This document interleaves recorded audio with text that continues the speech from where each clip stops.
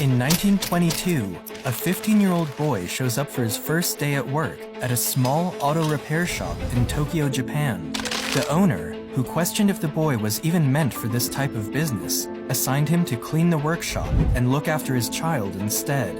At the time, nobody thought much of it, neither did they care, but only because they had no idea who this kid would eventually become. Fast forward a few decades, and that boy, Soichiro Honda, was now competing with some of the biggest car brands in the world, while also owning the largest motorbike manufacturer. This is the story of how one poor Japanese boy went from babysitting children to building the multi-billion-dollar brand Honda Motors.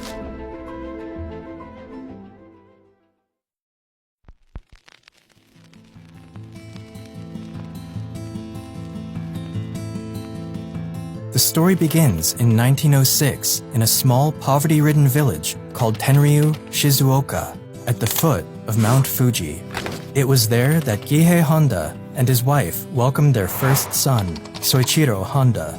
Soichiro's father was a local blacksmith from the village who also fixed bicycles on the side, while his mother was an accomplished weaver. Raised in difficult economic situations, Soichiro lost 5 of his siblings growing up due to health issues. When Soichiro was 8 years old, he was going about his normal routine in the neighborhood when he heard a strange rumble that grabbed his attention. He followed the sound until he came across a big piece of strange machinery rolling along on 4 wheels. This machine was a Ford Model T, and Soichiro was left captivated by what he had just witnessed. It was the first car I saw. What a thrill! I could not understand how it could move under its own power. And when it had driven past me, without even thinking why, I found myself chasing it down the road as hard as I could run. This experience left a mark in his life that would forever change the way he would engage with machines. He learned how to wet the blades of the farm machinery and repair bicycles. He was fascinated by all kinds of engines and motors. But Soichiro hated the idea of going to school, and instead of pursuing a proper education, he spent the majority of his childhood helping his father with his bicycle repair business.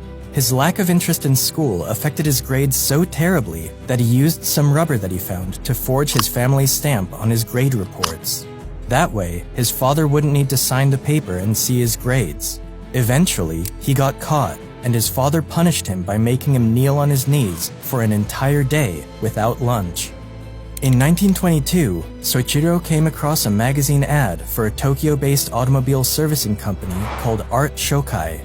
He reasoned that, since the company was one of the most popular motorcar services in the city, they might be in need of new workers. So, he wrote a letter to Art Shokai, inquiring about a job, and luckily enough, he received a positive reply.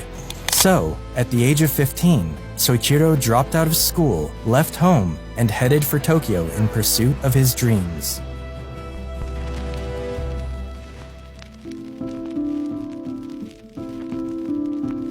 When Soichiro got to Tokyo, he was overwhelmed to see how fast and different city life was compared to the village he had come from. When Soichiro arrived, the shop's owner, Yuzo Sakakibara, had a job already prepared for him. He was to babysit the owner's child. Soichiro was disappointed to find that over the next few months, he wasn't making any money, and the only work tasks he was assigned was to carry a baby wrapped around on his back. The only thing that made him stay was the shame of returning home a failure and facing his parents. As time went by, the owner couldn't keep up with the high demand of his automobile business, so he finally pulled Soichiro in to help him out. Even though Soichiro started out doing menial tasks, he gradually climbed his way up until he became a trusted mechanic at the company. His talent and dedication eventually caught the attention of the owner, who decided to take little Soichiro under his wing and teach him not only mechanical repairs, but the business side of the company as well. Although Sakakibara's repair work included both automobiles and bicycles, cars were not as popular then as they are today. Not only were automobiles a luxury that only people of the upper class could afford, but most of the automobiles around at the time were foreign-made. Through his work, Soichiro quickly became familiar with a wide range of automobiles, including Lincolns, Mercedes, Daimlers, and even various motorcycles that were brought into the workshop. Soichiro poured everything he had into expanding his knowledge and understanding of his craft. It was through this company that Soichiro was also introduced to the world of motorsports. Around this time, motorsports were quickly gaining popularity around Europe, America, and even Japan. And in 1923, Sakakibara himself began to build racing cars with the help of his workers, including Soichiro. Their first model was the Art Daimler, built using a second-hand Daimler engine, and their second model was the Curtiss. The Curtiss was made using another second-hand engine from an American Curtiss biplane, placed on the chassis of another American car, the Mitchell.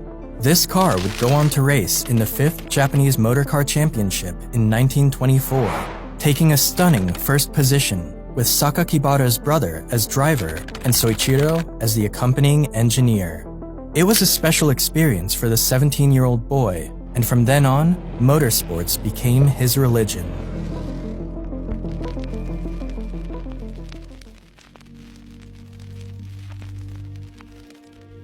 In 1926, Soichiro was drafted for military service, but didn't pass the medical exams as they revealed that he was colorblind.